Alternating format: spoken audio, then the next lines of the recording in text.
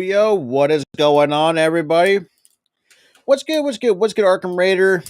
We'll see. But before we get into it, welcome to the Dallas Cowboys and the 49ers post-game reaction. Do apologize for a little bit of being been a few minutes late. Had to get home from work a little bit. So, yeah, before we get into it, if you guys are new, make sure to hit the like button, hit that subscribe button.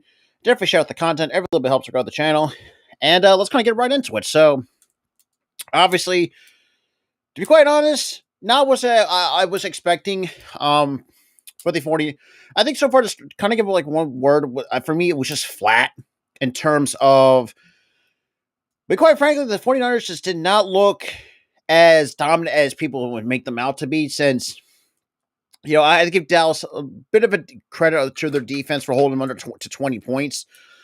But yeah, I know who Kevin Fran. Well, that's going to be a whole another thing for another time, my guy. But like I said, throughout this entire game, though, it's just been mistake. It wasn't. I would say just the 49ers really looked really weak, and the way I don't really mean that to say they're a bad team in any stretch. I think they got some talented players all over that team, but I think when they play like a tougher competition, it's like you can see like cracks through that what people think is an impenetrable armor.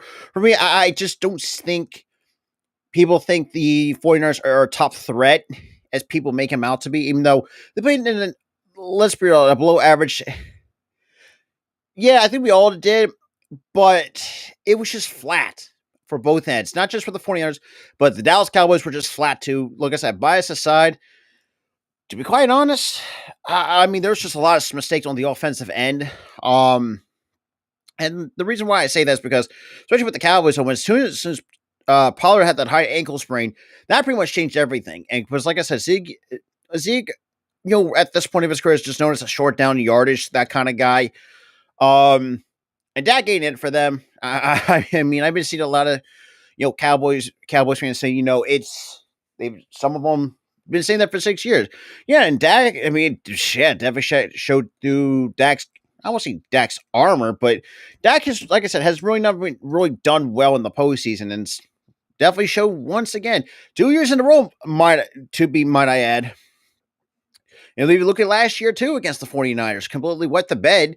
Didn't know that the timer was running and stuff like that, and like just the lack of awareness sometimes with Dak is, obviously, it's pretty much been costing to them. And the fact that the Cowboys had an opportunity to at least put up a fight against the 49ers and try to push their way to the NFC title game for the first time since 1996. And yeah, it was just not great in terms of what we saw. Pretty much, we're the only NFC East team left. But like I said, this is kind of going to be a bit. Like I said, it's going to be going over and stuff like that. Kind of. What's good, Crazy Juice?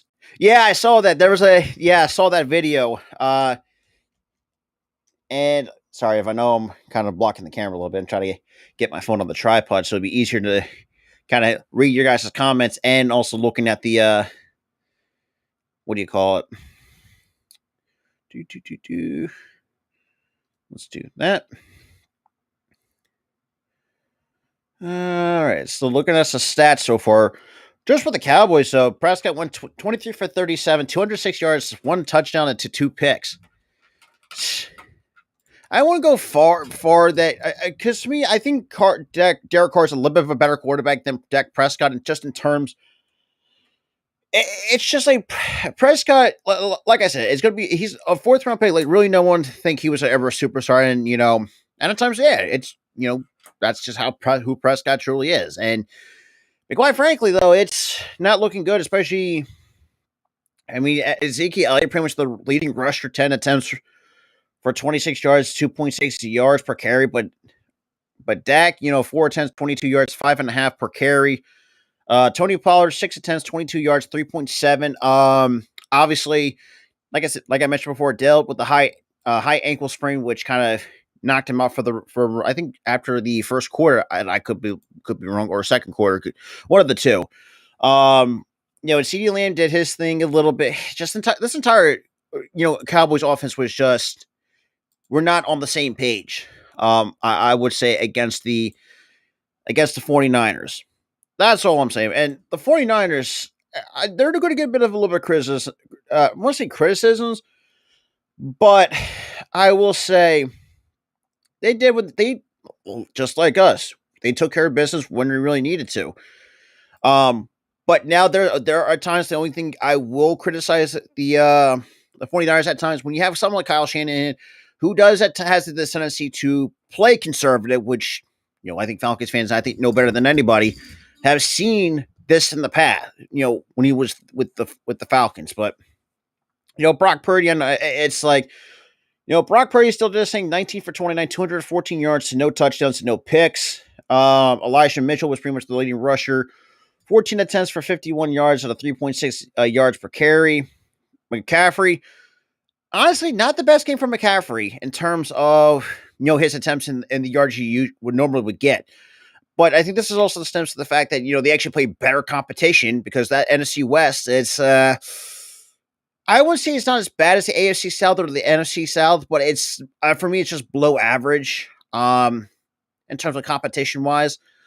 And it's just how I see it. I think that's pretty much just looked at, and the fact that even the three losses came to teams who were just absolute hot trash. I mean, damn, look at they lost to the Broncos. I mean, I think that was good for the Broncos. Actually, let me check their schedule a little bit. So actually give an idea where.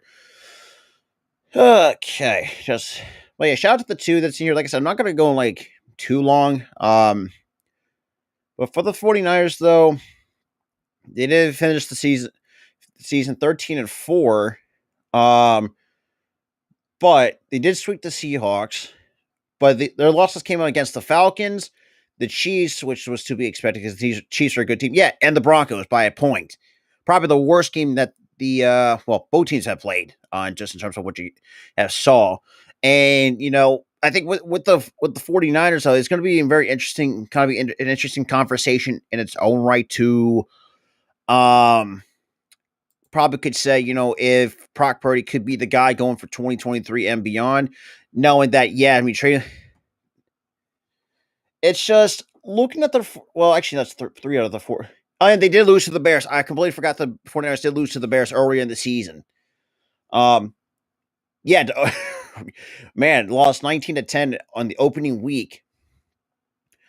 It's just like at time now. Granted, yes, there was a bit of a different 49ers team that we see now under Brock Purdy.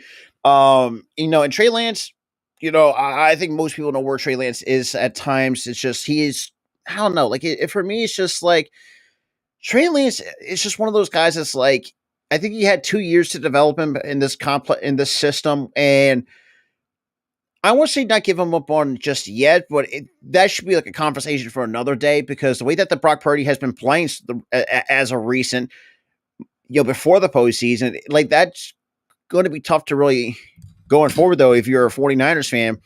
The fact that you traded all this draft capital to move up and trade up to Trey Lance, who I won't say is injury prone, but just has been very set back with injuries and just couldn't really never, I won't say get over the hump. And as much as I said, yes, Star Wars, but let's be real. Like, no. Let's be real. it's going to go to Patrick Mahomes one way or the other, no matter how you look at it. Exactly. Trey Lance has been unlucky. And the fact that I've seen some NFL fans just say it's time to move on from him, so I'm thinking to myself, first of all, give this kid one more year. If he does, if he does not pan out or not, succeed with the system, then you can move on with your losses and because we know that Jimmy G is not going to come back. I could be wrong, even though he's on a 1-year deal, so he could probably go elsewhere. Brock Purdy could be your second stringer, but that remains, like I said, it's remains to be seen. But with how well that Brock Purdy is playing, I know that's going to bring us a little bit of conflict with that. But I say, give Trey Lance a little bit. Even though there's times where I've seen Trey Lance have these flashes where he could be a good starting quarterback for this franchise. Even though the 49ers, even though I'm not a huge 49ers fan, but I have talked to some diehards who've been around the team for a while, that the starting quarterbacks have always been the thorn in their side for quite some time. And, I really do think give Trey Lance one more year. Exactly. That's what I'm saying. Trey Lance at least deserves another chance. If he gets set back, I'm not going to really not say he gets set back by injuries, but barring injuries, if he's does, have that, what we saw, even though, let's be real, I mean, there were some times we had, not entirely too sure on that. I haven't really read anything on that, but we'll talk Eagles a whole nother time, Star Wars. But going back to what I said about Trey Lance, though, Trey Lance, just had these moments where I think he was good, but like I said, it's just the injuries that's kind of kept him back a little bit. And you have all these weapons and a really good defense. Now, I will say too, I will knock on. But like I said, this game was kind of flat on both ends, mostly on Dallas offensively. It's just now, and I will say too, a little bit of flat. I wouldn't see the defense for the 49ers as flat, but there was a couple instances where I thought, where I think the 49ers have gotten a little bit exposed is in that secondary, especially in the second half. Not try to poke anything away from that. It's just, I like Tre'Davious Ward. I think Ward actually played pretty well in both halves. But the one guy I feel like it's kind of a bit of a question mark for me is Matt Lenore, especially in the second half. If you this is I've seen players, not just from the 49ers perspective or from the Cowboys, but just the NFL in general, where they have one of them just has if they play good in the first half, but somehow they just seem to, I don't know, seem like shut off in the second half. But I could be wrong. That's just what I've seen, or from the game, just from the entire game that I saw. But look, like I said, the 49ers got the dub, even though it's probably the best competition that no, actually, no, wait a minute. Let me check it. I think there could be one of the tough competition that I think the 49ers have seen. Let me go back to look at the schedule. Okay.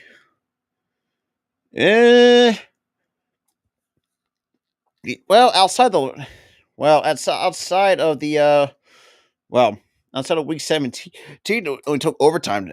But outside of that, they pretty much smoked everybody. Spank beat some teams in exceedingly fashion. But with the 49ers though, and this is where I think the 49ers too, I think, yes, I know there's always been that one narrative around us, which that has never really been around. If you looked at the schedule, and like I said, I think the NFC West is not a bad division by some standards, but I think like I said, it's just below average. And I think and I'll give the Seahawks a lot of credit though for fighting their way to the postseason, but just really didn't have enough weapons of what the 49ers have. Just really not had a good defense. Look, Tariq Woolen, it's a really good rookie corner, but still, it's just, the 49ers at times have to stop. And this is the thing too. If you look at the regulars and granted, yes, the regular season really doesn't mean nothing when you come to the playoffs because it's pretty much you're starting fresh at this point. But I will say that, I don't know. It's just one of those things. It's really kind of hard to describe with the 49ers because at times they have a tendency to play conservative, which if you'd say, especially if you're playing up against a good defense, at some point, I think at that point you have to really, kick the foot on the gas pedal and At times, and like I said, go back to say what with with Christian McCaffrey, not really have the best game I've seen Christian McCaffrey have with as a 49er, but just played up a good pass rush and a good a run defense. I think that really changes a lot, especially for a team like the San Francisco 49ers, who right now pretty much I would say steamrolled, but had some ups and downs. But I will say, that could be the fact through like Trey Lance, Jimmy G before he got hurt. It's like my thing is too. If I'm the 49ers fans, like I said, give Trey Lance another shot. And if he doesn't pan out or doesn't really develop or show he can lead this offense with a guy like Brandon Ayuk, Elijah Mitchell, Christian McCaffrey, George Kittle, Debo, a good offense line with Juszczyk, another good tight end. At some point you have to think to yourself, is Trey Lance going to be a buzz? That should be like put into consideration. It could be Trey Lance be a buzz. Like I said, it's kind of early to say. I mean, the dude had been set back for injuries in his first couple of years, I think. Could be wrong. But, I say give Lance another shot. But like I said, I want to take, and if any other 49ers fans are watching outside of Crazy Juice, don't really take this out of context, but I will say this from a general football fan perspective. If Trey Lance does not pan out, or like I said, develop not into what you would thought, especially you traded all that draft capital to move up to the number 3 spot to get Trey Lance. Yeah, I mean, at some point you're going to have to start considering Brock Purdy could be your guy long term. Because I mean, but like I said, don't take that out of context. But like I said, just give him another chance. And if he does pan out, then that's great. That's great to see him really work out. And the Cowboys, oh boy, like I said, bias out put the bias aside a little bit.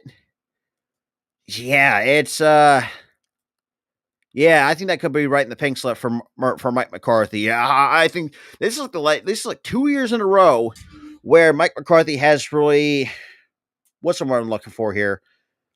Kind of screwed up in terms of not just the play calling, but I think he definitely, and this is also, and at times Dak could also take the portion of the blame. There's pretty much the entire offense just deserves to take the blame a little bit.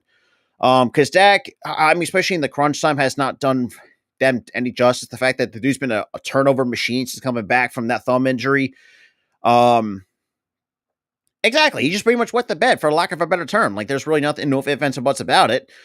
I mean, look, CeeDee Lamb did what he could, had a really good night. It's a really unfortunate what happened to Tony Pollard with the high ankle sprain. It's just, it's gonna make 28 years. What it's been probably longer than that, but I could be wrong. But I'm kind of, like I said, I'm not dating myself because the last time I will admit this too. Actually, I told my mom this too, which is, hey, what's good, Penguin Goats? What's good? Which is funny. Yeah, hopefully. And, going to speak with Tony Pollard a little bit. Like I said, I appreciate some new people coming in. Well, like I said, going back to what I said about Tony Pollard, though, I've been seeing a lot of reports that the Cowboys might franchise tag him. And I'm thinking to myself, it sounds stupid to franchise tag a guy like let's be real, that's a better back than Zeke Elliott, but this is what happens when you overpay a guy like Zeke, who has, let's be real, does not have the explosives as he used to. And it's really, I would say it's kind of really biting the Cowboys in the rear end, portionally, I would say, because, and there's some players that I think they should, it really is. And, it's funny because it's like, look, like I said, I've never played football, but I've seen, it was just, like I said, it's just unfortunate that, the dude rolled his body weight over on his ankle and just, yeah, it sucks.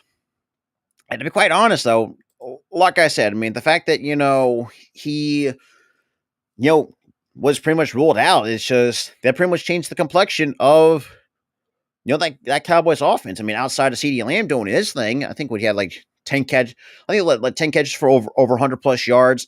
I mean, look, Zeke, like I said, it's just not the same backs he used to be, but still, honestly, not really worth that was it 6 years, 90 million, or 5 years, 90 million, whatever exactly what the Dallas Cowboys overpaid for him.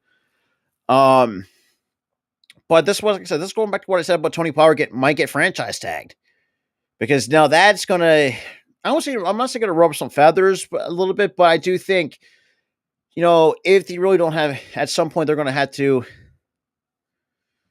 We'll see. We'll see how that goes. But like I said, I'll do a bit of a preview on my NFL talk show at 3:00 Eastern time, because I will be going a little bit. Like I said, I got a lot of stuff to talk about. Like the recaps and stuff like that. Yeah, and kind of preview the NFC title game, and kind of break it. Like a bit of recaps for all the divisional games. And yeah, like I said, we got a lot of stuff to talk about for the NFL talk show and stuff like that. I will be live again at the same time at 6:00 Eastern time for another episode of the Philly Stop Podcast. Probably a little bit start that show a little bit earlier than I would want to, but I would definitely would do it earlier because I probably have nothing else to do. But well, like I said, even look at today. If you look at this game today, if the and shout out to Sports PSP with the $2 super chat. I mean, like, it's just one of those things. It's like one of those things. Like I said, and I agree, Sports PSP. I really do. Like, I won't say Dallas is overrated. I mean, they got some talented pieces. Like I said, I'm putting my bias out the damn window. But I will say that Dak has been very inconsistent. That we can all agree. I think all NFL fans can agree on that, which we have seen the last handful, like 6 years in the league at this point, give or take. I could be wrong, but like I said, I mean Dallas. I mean you can make the argument that Dallas could be overrated, and yes, it's still kind of riding high. Just being, I won't say being the laughing stock, but just kind of being one of those teams where it's just, no matter how talented they can be, they always somehow way to find really basically shit the bed, so to speak. This is I'm not just saying that this is as a division rival, but this is what we have seen the last handful. I almost say like 4 to 5 years. Like they had an opportunity to be something, and they just can never do it, because if you look at the Cowboys of the past, I mean they had, or let's be real, not talented personnel. They had some decent pieces, but somehow still haven't managed to beat good teams. But the way that this Cowboys team is built with Schultz, Hendershot, and Hendershot is another guy that's, when he was rolled out with a hamstring injury, that was kind of a bit of a blow to that offense. And also, and like I said, this also stands to the fact that when Pollard went down with the high ankle sprain, that changed everything. And obviously not having Tristan Maher, which that's a story for another day, because I actually we'll talk about that as well. I think more in depth than that, because it's like, because I don't know, it's just like, how bad, like I don't get it sometimes. And knowing Mike McCarthy and the fact that he's 0-4 against the San Francisco 49ers, it shows that the facts that, and oh God, if Arku, I know Arku would be in here probably screaming his head off. No one,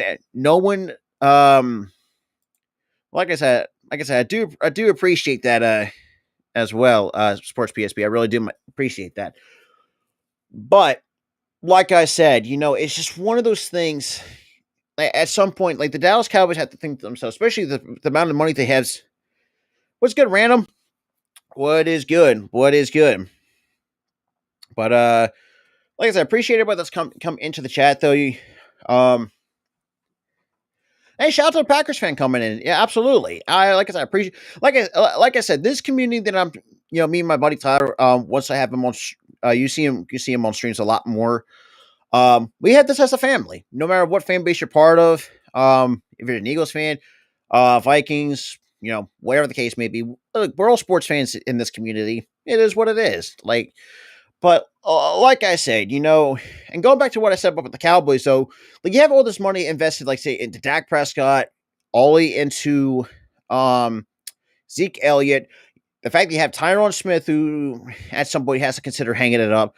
Same with Jason Peters, has not done anything well. I mean, you had some outstanding rookies that actually had a really good rookie seasons, and Sam Williams, and Tyler Smith. But at some point, you have to think to yourself, like, you know, I think at some point you definitely could use a better offensive coordinator. But like I said, who am I to say?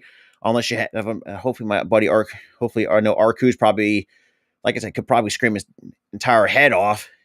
Basically. Um, but yeah, it's just one of those things. It's really kind of hard to, I would say, comprehend. But like I said, going back to the score was 19-12.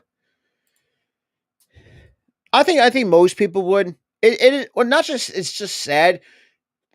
This I knew this. I think it's at times not just as a division route, but if you looked at it just out at this matchup as a football fan, the fact that these two teams were similarly evenly matched of how good their defenses are, but the fact of the matter is that the offense was a big part of that.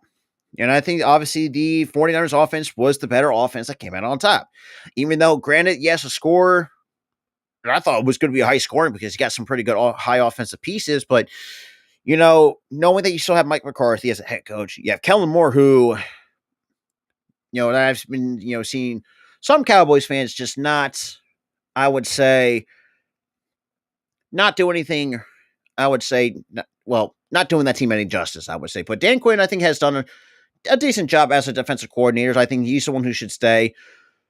But I will definitely would see this, especially as this loss at some point. Jerry Jones, but then again, Jerry Jones has been kind of, what I'm looking for, stubborn, for lack of a better term.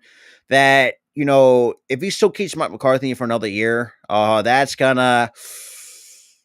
Let's just say that's not going to end well for a lot of Cowboys fans. They're just going to put, yeah, it's not going to turn out well. It really never has. And knowing that the fact of the matter, Mike McCarthy has not done anything well. I mean, after, like I said, after 2010, one of this.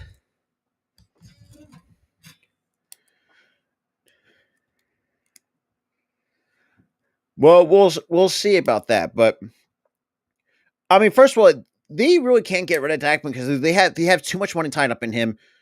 But at some point, like when you have to realize too that Mike McCarthy, like, I don't know, I could see that, but I wouldn't be surprised if somehow Mike McCarthy is gone. But like I said, it's kind of I would say like a bit of a prediction.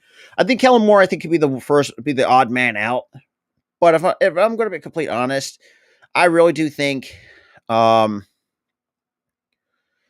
that I don't know, like the Cowboys, like somebody with these Cowboys, just I'm not gonna like I said, I'm not the type of person to make fun at them, but just I don't know. It's just it's really hard to put into words. It's just how convoluted that the yeah, that's what there it is. That's the word I'm looking for. He's too arrogant, but I agree with that. You do. I really do. I cannot agree with that more.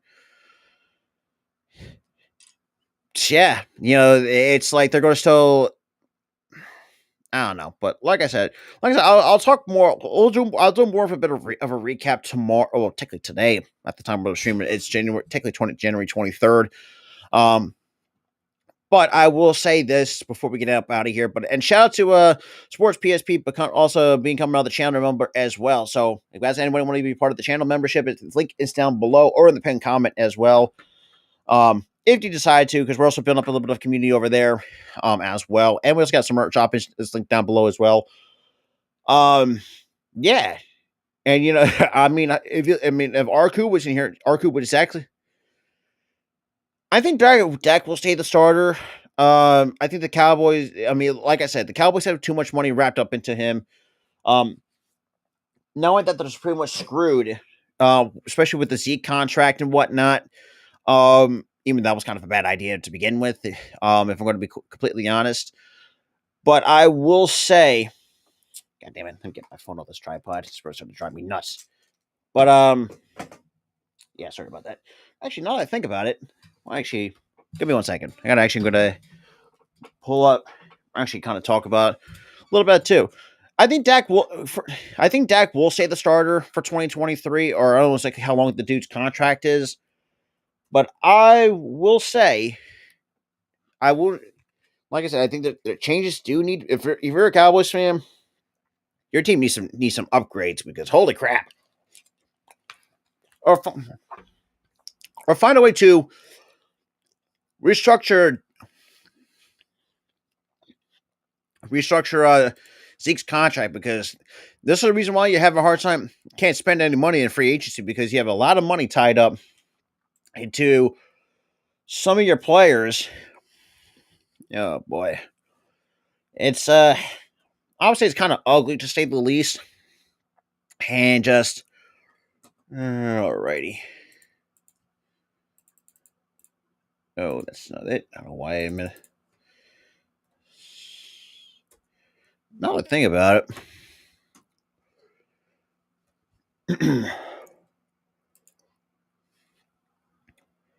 See, how do you spell Ezekiel? I-E-L. Give me 1 second, guys. I'm trying to. Hopefully, my laptop ain't gonna be shit in bed anytime soon. Yeah, I do not care about that. But yeah, it's just one of those things. It's like, okay, clear all of it out the window. What are we doing here? Okay, hang on, dude. This is ridiculous. But like I said, they got a lot. Well, that depends on who you're asking, and knowing that how everything has kind of turned out, that the fact, like I said, you still have a lot of money tied up into Dak Prescott. You're already overpaying for Zeke. I mean, looking at actually, I do want to actually pull this up and kind of talk about that a little bit.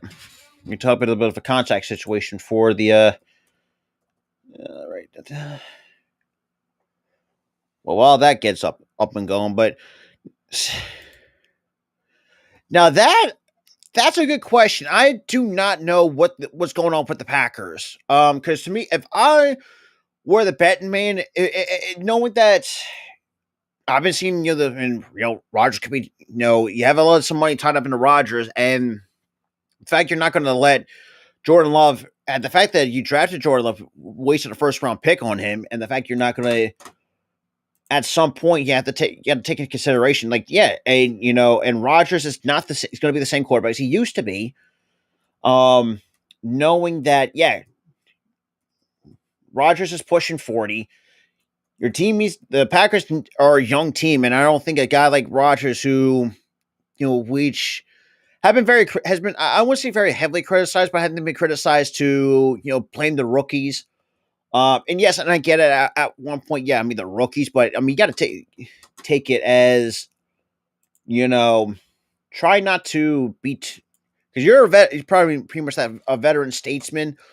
I would say, knowing that the fact that you decide to say, oh, like first of all, you're supposed to help teach these guys. You're the pretty much the longest, probably the tenured Packer, but yet you decide not to, well, kind of put it like kind of just blame them. But it's like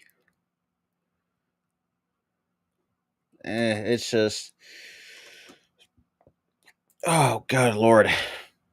Well, we'll see how that goes. I mean, to be quite honest, man, the Packers is going to be something interesting, I would say, to watch just in terms of what they're going to do with Aaron Rodgers.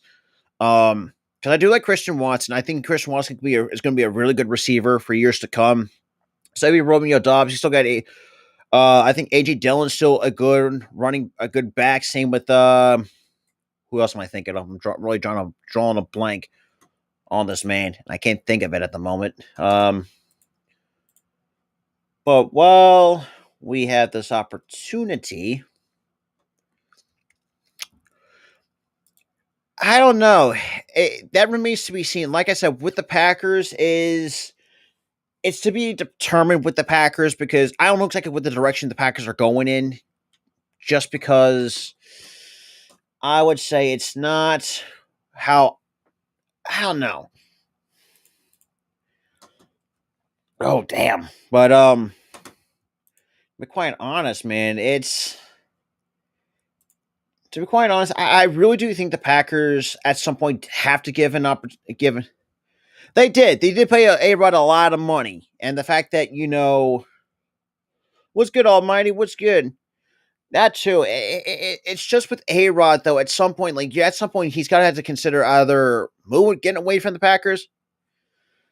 I don't know. At Almighty, I disagree to an extent because after what we saw tonight, when they play with a good defense that can match their own, you can see the cracks in that.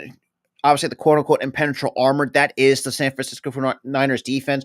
Because think about it, they played teams like the Carolina Panthers. I mean, look if you look at the end, their schedule for the NFC part of the NFC West.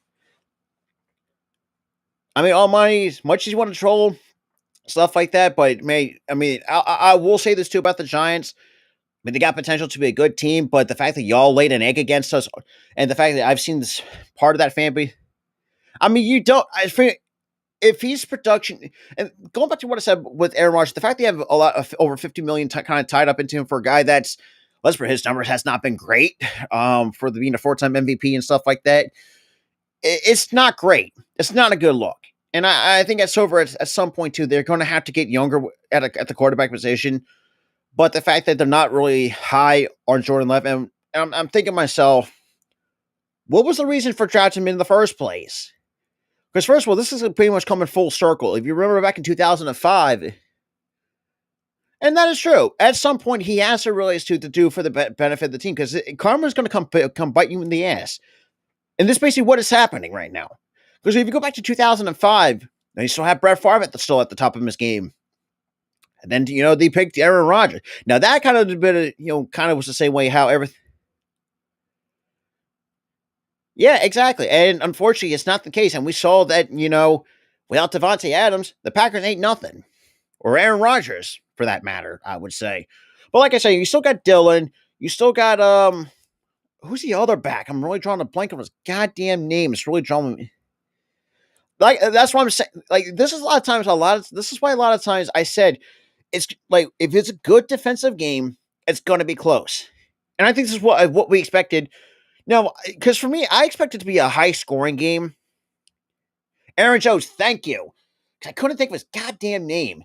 It's like there's another back that starts with an A. Thank you, Aaron Jones. I couldn't think of it because it's going to be like just one of those things. It's like the Packers. Like I will say this too. I do like the future that they hold for the Packers, but at some point, A-Rod's going to have to be. I would say try to find a way to. Like I said, I appreciate that Penguin Goats. I really do. Appreciate new people coming in. But like I said, it's just one of those things. It's really kind of hard to fathom, I would say, especially if you're a Packers fan, because it's like you have a guy like Rodgers, who I think, like Omar said, yeah, he's kind of, I would say, I would say definitely self-centered, that's for sure. And it's like it's coming full circle too. Sorry, after 2010, damn, the window's already been closed after 2010. If you think about it, because you had, like I said, you had Dylan, you had Jones, you had Devontae Adams when you had that. I mean, you can make the argument for Rodgers being a Hall of Famer, but at some point, and we talked. I actually talked about this a couple. I think the last recap. Not just, if Rodgers just as he starts more as he declines, at some point he's got to learn how to hang out the spikes. And at some point, if I'm the Packers trying to find a restructure that contract and actually give Jordan Love an opportunity to start a full season, see what this kid's got. Because you already wasted a first round pick on him. And it's like, it's not going to be a good look for the Packers. Not to mention, this is, like I said, it's come back to full circle almost, 17, 18 years later, when he did the exact same thing with Brett Favre when he drafted Aaron Rodgers. And, it's just one of those things. It's really kind of, hard to really to see that. But quite frankly, though, it's just I don't know. The Packers is there's got a lot of question marks. I would say definitely got to retool that defense a little bit. Um, I don't know. That's a very good question. I'm like I said, I can't really say as an outsider. I'm going to have to talk to some Packers fans about that. So that's a very good question. I'm going to have to talk to Packers fans about that, or my tweet. I might have to put that out on Twitter. And kind of give an understanding where some of these, or just kind of just see where the Packers are at.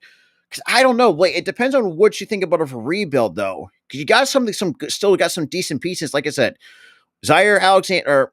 Yes, Zaire Alexander is part of that secondary. But then again, I think Tom Grossi, I think he knows where this team stands. I don't think that's a. I don't know. Like I said, I don't exactly know for sure, but I will definitely would have to ask the NFL community for that as well. Because like I said, I don't know entirely for sure that the Packers need a rebuild, but I can definitely you can make the argument the Packers do need to find a way to, if they're going to keep Jordan Love, they're going to have to, I would say, try to build around him. Yeah, I did see that video that he did put out, and at times, I mean, I think he should be. I think he's wonderful. I think he'd be okay with the rebuild because I mean, look, you still got Dylan, you still got Aaron Jones, Eric Alexander's great in that secondary, but if you looked at how this coaching staff, I think Mike LaFleur has done a really good job with this team. Now granted, now has not gotten them over the hump. I would say, in terms of trying to become what they originally were, but like I said, that remains to be seen of what the or basically what the Packers need to do. But that's just me. But that's me. But exactly, we're just.